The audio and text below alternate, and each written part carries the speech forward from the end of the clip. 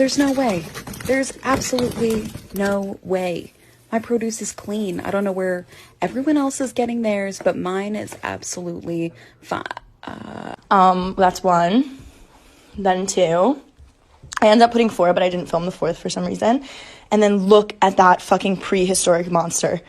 What the fuck is that? Like, actually, I don't even fucking know. What the fuck is that? Oh my god, I'm never eating another strawberry. There's no way. There's absolutely no way. My produce is clean. I don't know where everyone else is getting theirs, but mine is absolutely fine.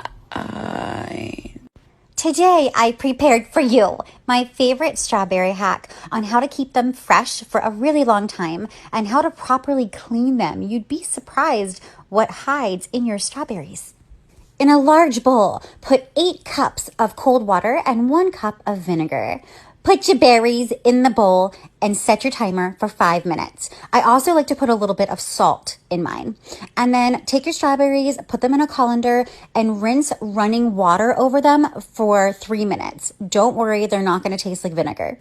Oh, look, it's the water that we washed our berries in. Ooh, I spy with my little eye, little bugs and dirt.